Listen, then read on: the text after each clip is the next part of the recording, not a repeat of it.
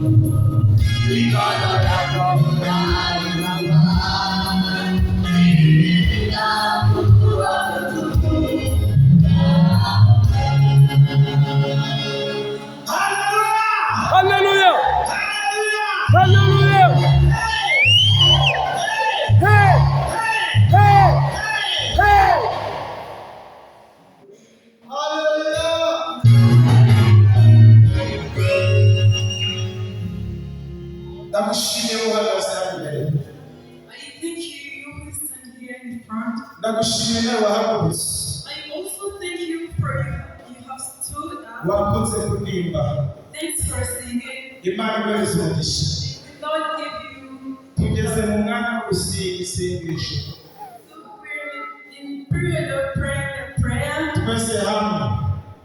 All of us. Amen. Amen.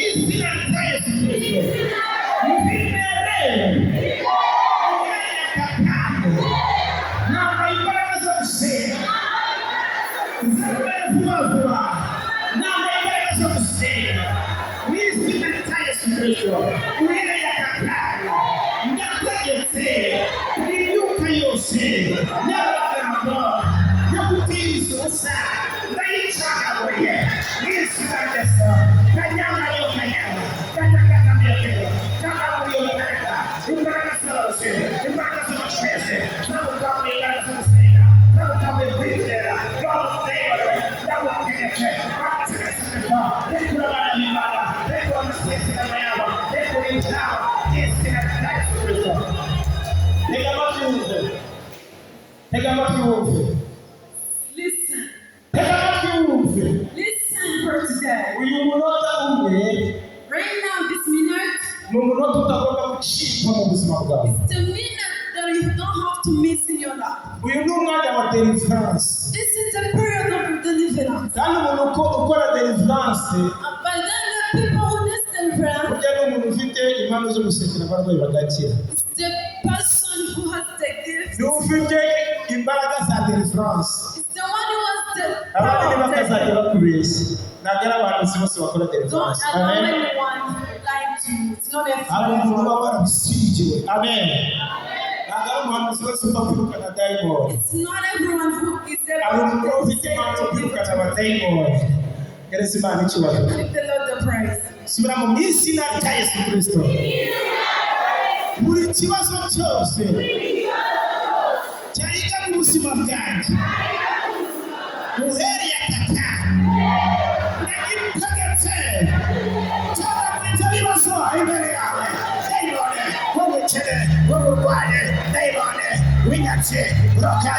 Magaba, Samugerya uhereye kakanya urashya kakanya sohoka genda wamukowe ibibazo bitarangira nakwirukanye n'izina rya Yesu. Fire.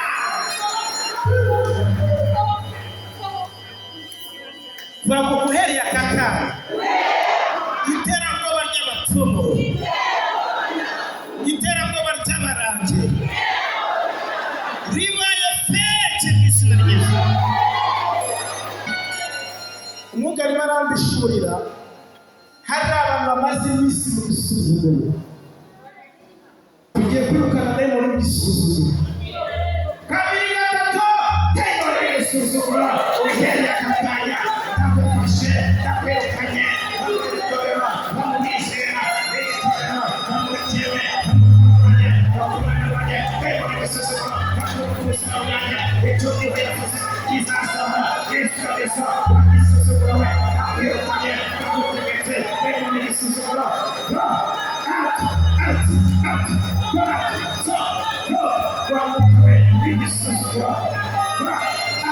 In the name of Jesus. Tega amatwi murimo murabohoka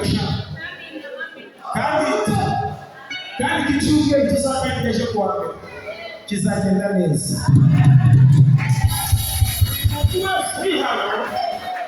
Azabona ishusho y'ibisiza muri mwategura urugendo. Imana imufunguriye amafaranga. Uyu mugore gusa wari ufite ikibazo cyo kuribwa mu ijosi, hari n'abantu benshi Imana ikwiyeho uwo mudayimoni w'abarwayi. Sebeganira cyane kandi nubwo iri ijwi rimbwiye umuntu wari ufite amarira y'amadeni Imana yakuyeho. Amadeni yarakuremeye, Imana irambwiye izana ibisubizo.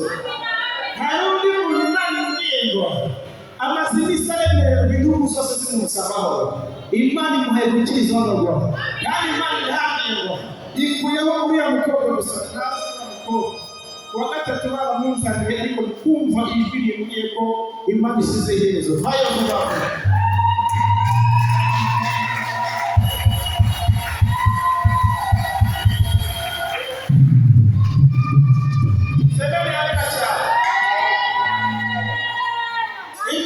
icyubahiro ikijije umwana.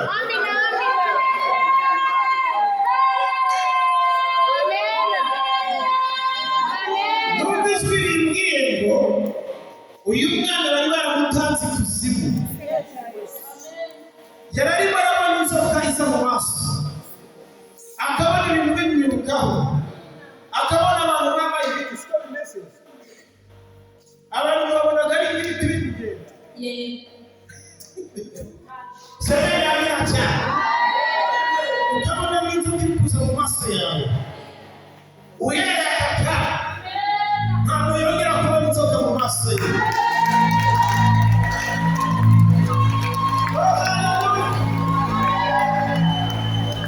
Uhereye kakanya ntabwo yongera kubona ibiti mu maso yawe.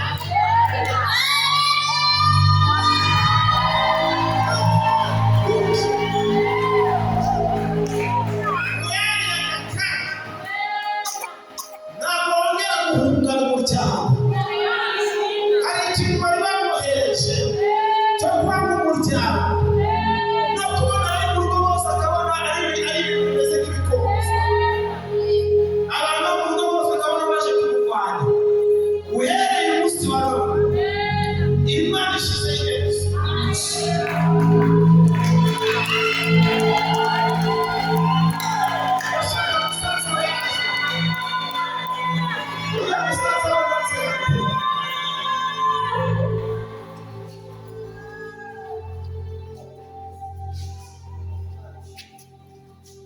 Ibi bintu kwa gatatu mwigeze mubibwira bitari kubona. Baramuzanye umusengeri hariya aragenda ariko umwuka we ntabwo yabishimiye. Ndashimira Imana ibidishimiye.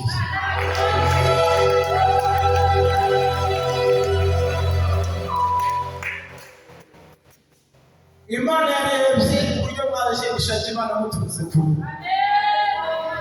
Sibyo? bitesheje agaciro umuvumo bavumye uyu mwana. Ndabona batwara agakariso kiwe, siko biri? Fari mfukame hano,